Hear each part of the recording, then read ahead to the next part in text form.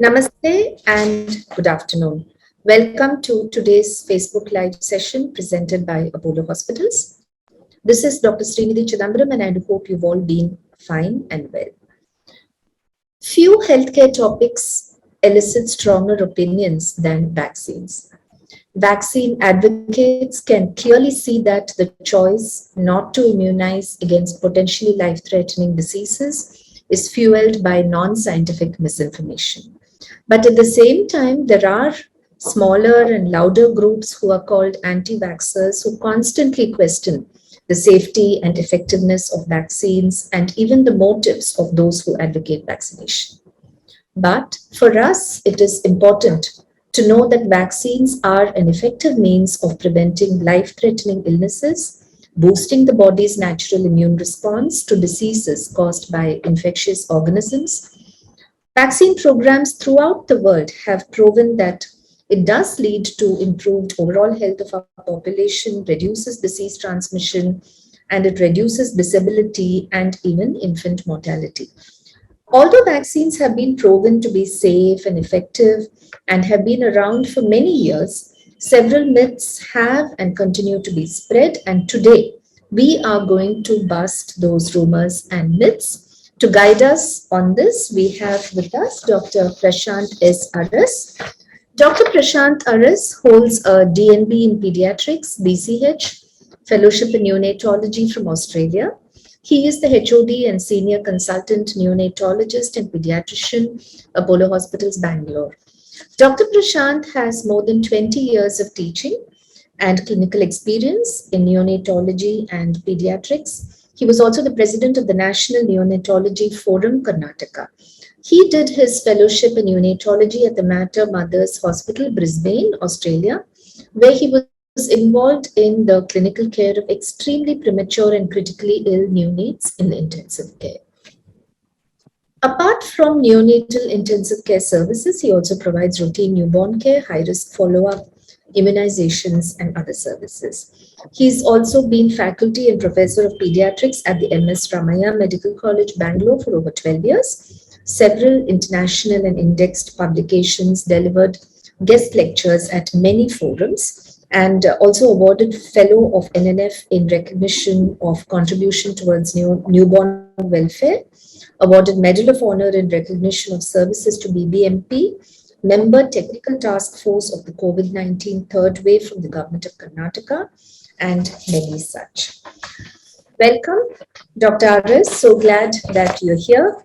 And I'm sure that our audiences will benefit a lot from authentic and reliable information that can help them to enhance their children's safety and their own safety. Thank you, Dr. Srinidhi. Thank you for those nice words about me.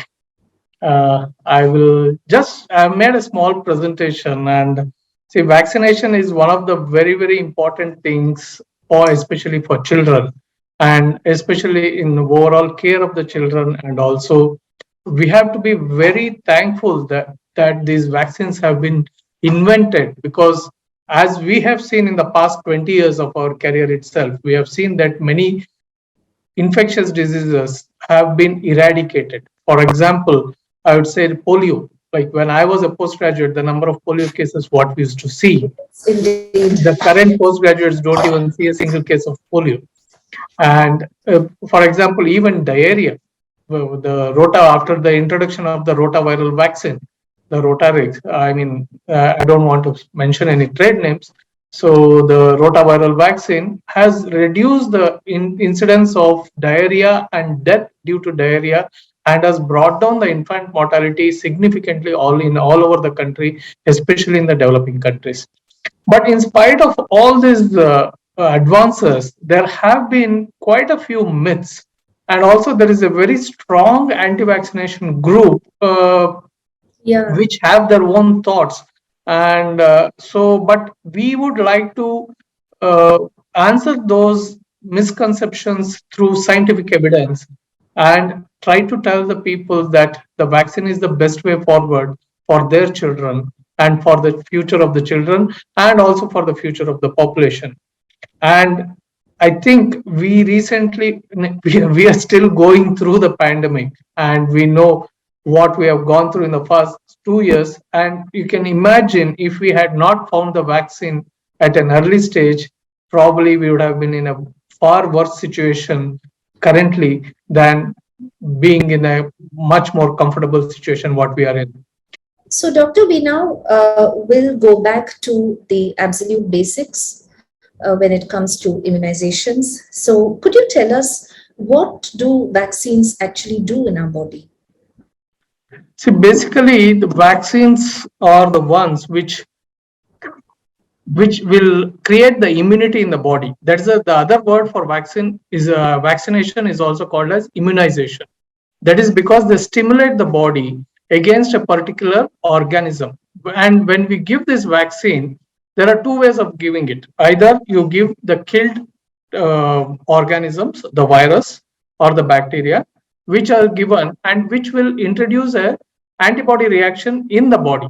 So the body will start producing the antibodies, which will stay in the bloodstream, so that in future, when the individual is exposed to the real infection, these antibodies will fight against them.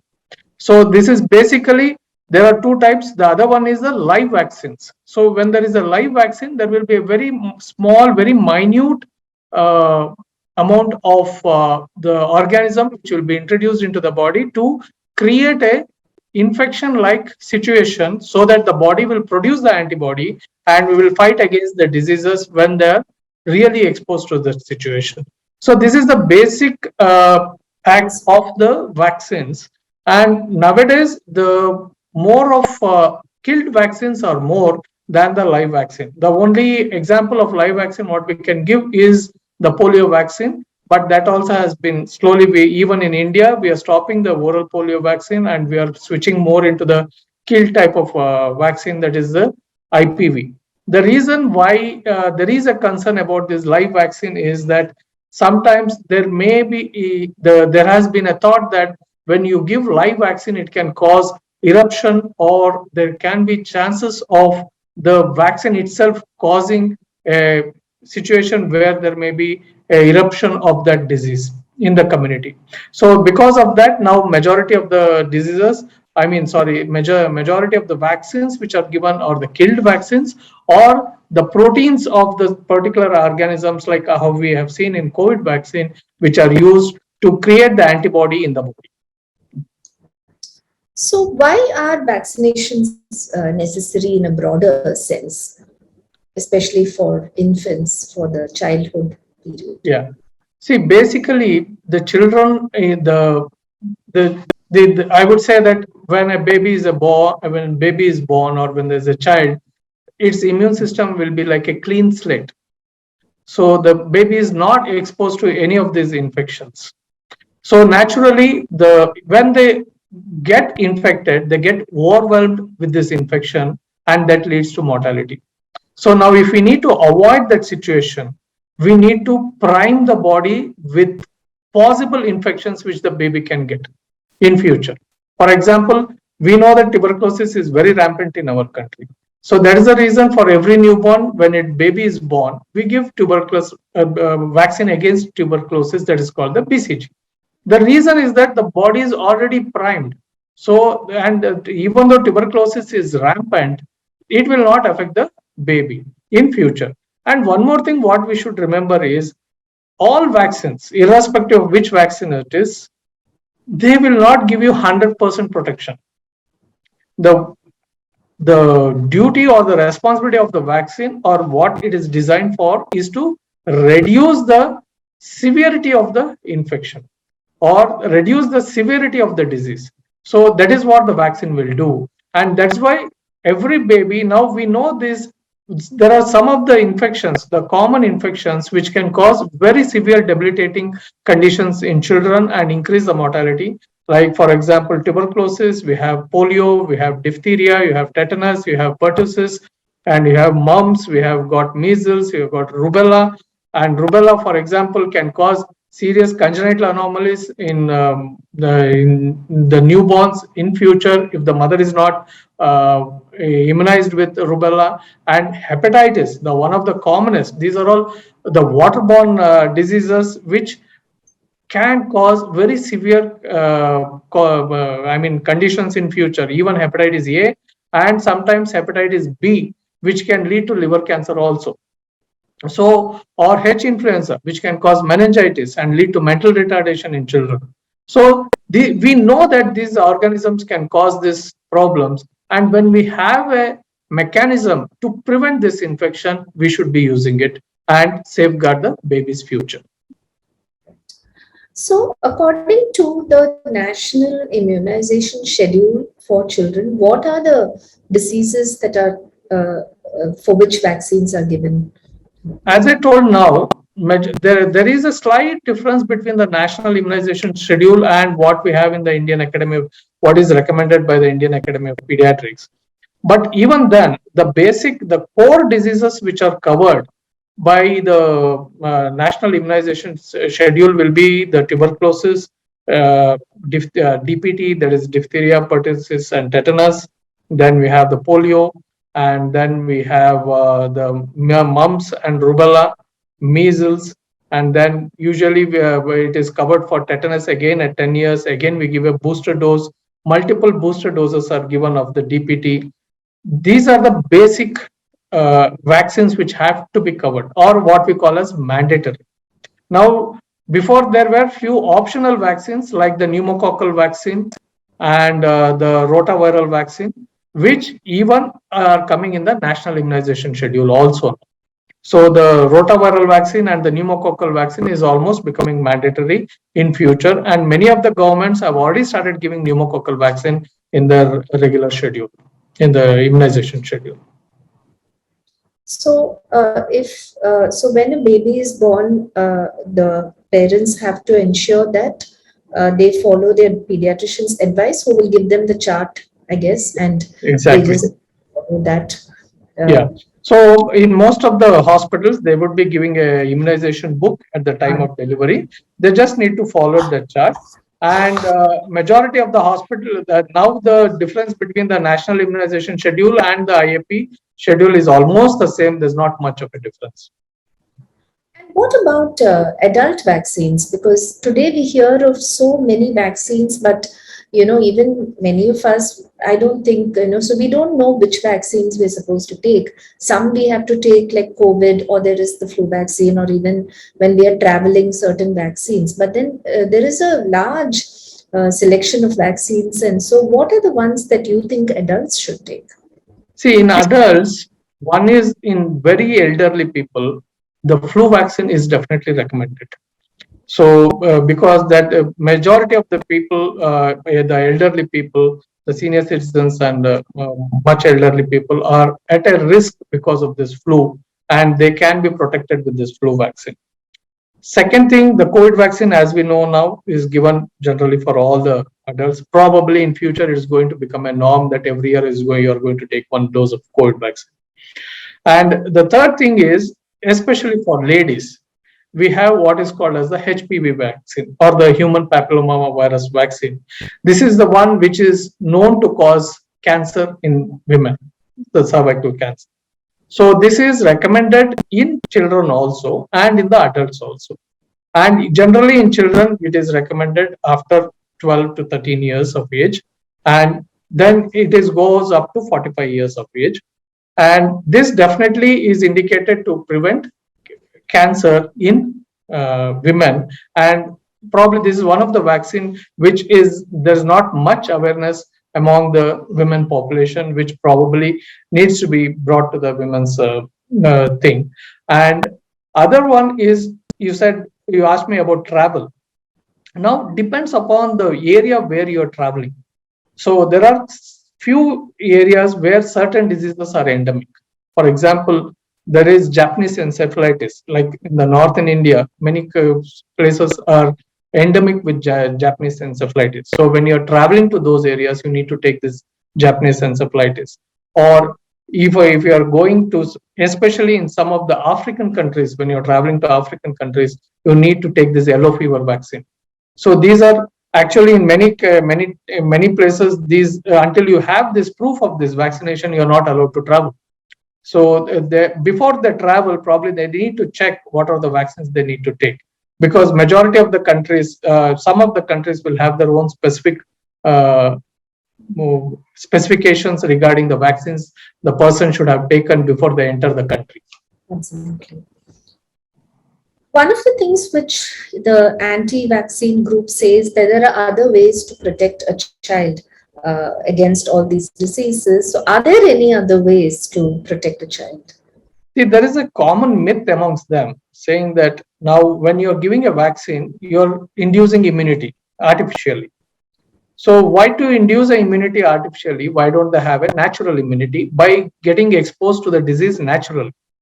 So that is one of the commonest argument put across by the anti-vaccine group. Now I'll give you a simple example. Probably I had the presentation. So you one of the examples what you can give for this is smallpox. You know how devastating smallpox was. Your entire body gets scarred, your face gets scarred, even your vision, you may lose your vision. So, and now after the vaccine was invented, now smallpox has been eradicated. So, in one word, it proves that vaccine is definitely helpful. Second thing, imagine getting a natural immunity with smallpox and having that scarring and having a immunity for life, and rather than that, preventing it by taking a vaccine. So I think with this example, I think we can answer that group for what they're putting across, that with natural immunity, they can get, you can avoid vaccines. The same way, measles. The measles, when they get measles, 1 in 1,000 children used to die before. That is the rate of mortality. And if they get infected with H influenza, they may develop mental retardation. So if they get infected with polio, though they get disability throughout their life. So when we can prevent all this, and when we have the evidence in front of us, I think there is no reason why you should be thinking that you can have a natural immunity instead of vaccines. Another thing which they also say is like, giving in our immunization schedules, there are usually 3-4 vaccines. A lot of vaccines are given, especially for babies and young children. So they also say that, giving so many vaccines together can be harmful. So what would you like to say? See, when we are giving multiple vaccine, now there have been several trials which have proved beyond doubt that it is not overwhelming the immune system of the child. So definitely you can give multiple vaccine in one shot. And nowadays we are having combined vaccines. Like for example, we have tetravalent, pentavalent, or hexavalent vaccines where there is one injection which is covering 6 diseases. So, and when we give it in one shot, when we give this combined vaccine, there are a lot of benefits in that. One is the multiple visits to the clinic is avoided. The multiple cost involved in the visits is avoided. And then you have the efficacy of getting the protection against 6 diseases in one injection will definitely increase the compliance. Now, if you tell a patient to come 6 times for a vaccine, I'm sure they will miss out 1 or 2 times. Whereas you are giving one shot 6 vaccines, then definitely you are covering for the 6 diseases in one shot. And this is definitely beneficial. And scientifically, it has been proven that it is not going to affect the immune system or overwhelm the immune system in any way, because when they have done the antibody titers and all those things. So I think that should not be a worry at all. And they should go for these combined vaccines. Also, another thing which is said is that, when there are diseases that have been, of course, we don't give the smallpox vaccine anymore, but if something has been eradicated already, perhaps polio or something, like, why should we continue to give vaccines? Exactly. Some of the countries, they may feel that this particular condition is not there in our country, why should we take this vaccine? Or this particular disease is not there in our country, why should we take it? Well, I will give one example for that. Recently, in a recent times, one of the things what happened was the measles vaccine is given in, especially in the European countries, almost 100%. But still there was an outbreak of measles. And this outbreak happens because you have a lot of migrant population coming in. So they may be carrying the virus. So if you do not immunize yourself against these diseases, it may not be there in the country, but someone may be bringing it inside. So definitely and one more thing we should remember is that nowhere immunization is 100%. There will be still pockets which are not immunized. So these things can lead to a spurt of infection, which happened with measles recently in Europe. So I think whether your country is having the disease or not, for these communicable diseases, better to get vaccinated. Also, how long does the immunity last after certain vaccines, or is it variable for each vaccine? See, that is the reason why we give multiple doses. Now, for example, when you're giving a live vaccine, usually the immunity will be lifelong when you use these live vaccines.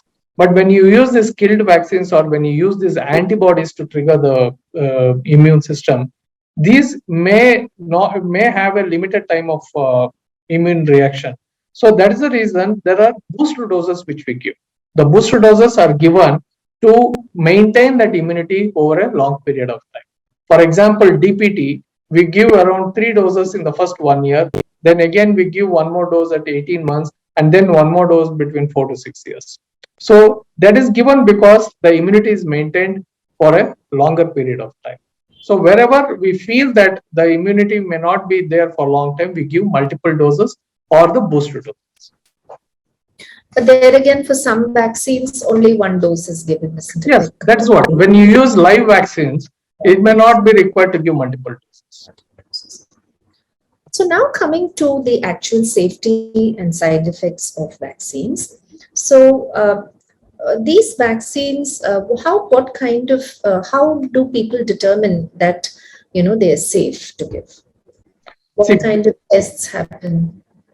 See, now all these vaccines, before they get approval to be used in the human population, they undergo a rigorous trials.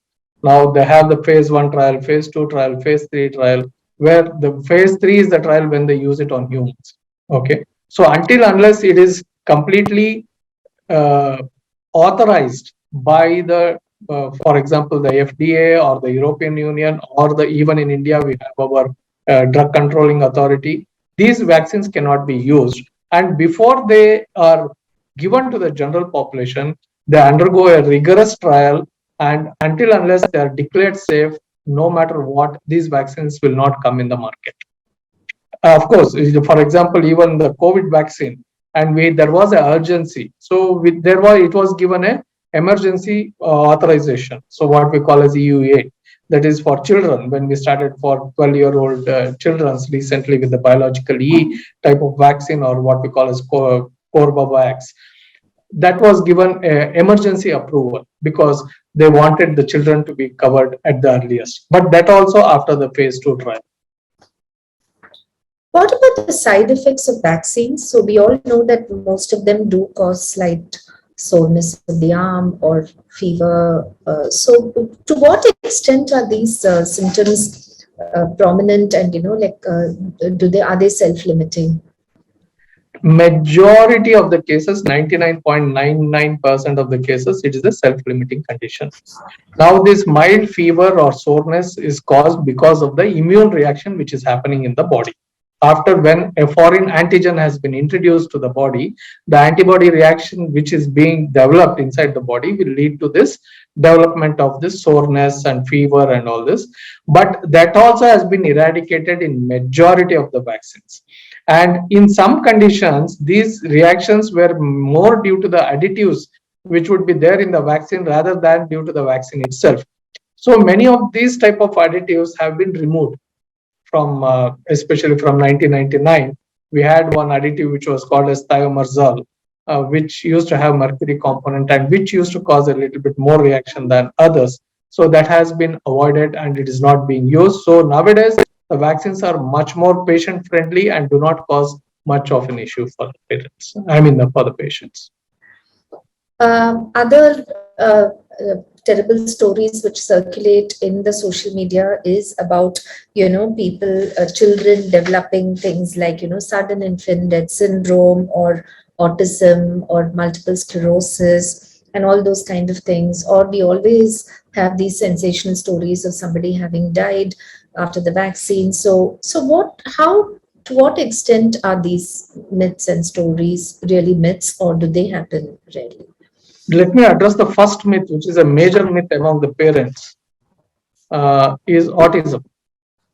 So, how did it start? So, it started because there was one article which came a decade back, which related MMR to the increased incidence of autism in children, and it also got published.